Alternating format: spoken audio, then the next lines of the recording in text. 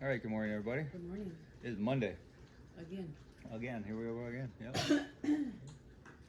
All right, today, Adam and Christ contrasted. Romans chapter 5, starting at verse 12. When Adam sinned, sin entered the world. Adam's sin brought death, so death spread to everyone, for everyone sinned.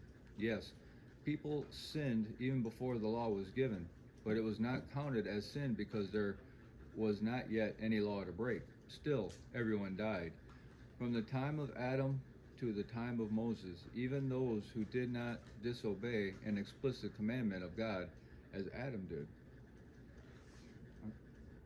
Still, everyone died. From the time of Adam to the time of Moses, even those who did not explicitly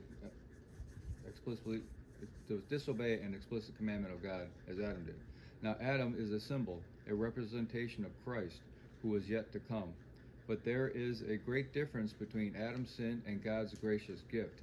For the sin of this one man, Adam, brought death to many.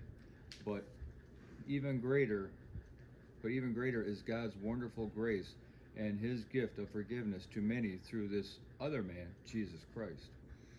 And the result of God's gracious gift is very different from the result of one man's sin. For Adam's sin led to condemnation, but God's free gift leads to our being made right with God, even though we are guilty of many sins. For the sin of this one man, Adam, caused death to rule over many. But even greater is God's wonderful grace and his gift of righteousness. For all who receive it will live in triumph over sin and death through this one man, Jesus Christ. Now the commentary. How can we be declared guilty for something Adam did thousands of years ago? Many feel it isn't fair for God to judge us because of Adam's sin. Yet each of us confirms our heritage with Adam by your own sins every day. We have the same sinful nature and are prone to rebel against God, and we are judged for the sins we commit.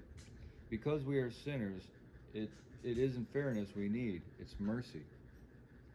Paul has shown that keeping the law does not bring salvation, but he adds that breaking the law is not what brings death. Death is the result of Adam's sin and of those sins we all commit, even if they don't resemble Adam's.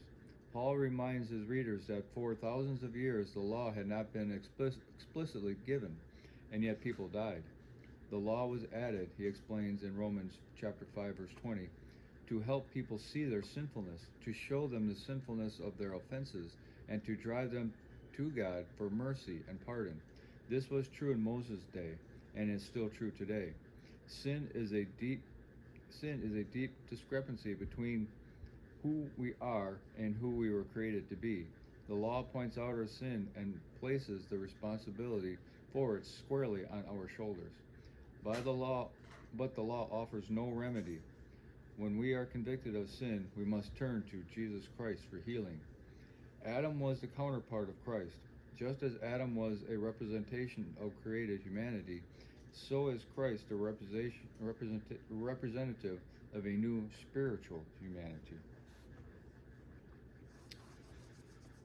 Christ is the only one that can fix and wipe clean the sin of us and Adam. And I like how it wrote in there that we prove our lineage with Adam every day when we sin. Yeah. So it's not like we're getting punished for something that happened thousands of years ago. We have to take accountability for our own sinful actions. Yeah. And Christ fixes that and washes it clean if we just accept the gift he is offering. We talk a lot about Adam's sin, and obviously it's nowhere in here it doesn't say Eve's sin, because she was the first to be deceived. Adam's sin, I heard commentary on this, Adam's sin was different. Eve was deceived. And then right, she took the fruit from, Out of deception, ate it, and then turned and gave it to her husband. Okay. Adam wasn't deceived. No, He knew exactly what he he was doing, and that is different than being deceived. Yeah. So that is how he rebelled Right. against God. Right. And then he rebelled again when God called him out on it and said, what's going on here? And then he immediately pointed fingers to Eve, pushed the blame off on her, and then she pushed the blame off on the serpent. Yeah. So we all commit this. We don't. There's not one person that has ever lived on this earth except for Christ to be able to say that they've never sinned. Right. So Right. it does not matter what Adam did thousands of years ago. Mhm. We are fully We do. guilty of what we do today. That's right. And again, if we were just honest with ourselves, all these people that say, "Well, I'm a good person," no, It you're doesn't not. matter what you consider good and what God considers clean and righteous is entirely two different things. Yes, you can't judge yourself by yourself. Mm-mm. You have to judge yourself by Christ. And that's because He's the only one that was and is perfect. Right. And because of that, God punished Him instead of us. And Christ took our sin upon Himself and gave us His righteousness. Took our punishment for us. Yeah, we didn't deserve His anything. Mm-mm. He did it willingly because He loves us.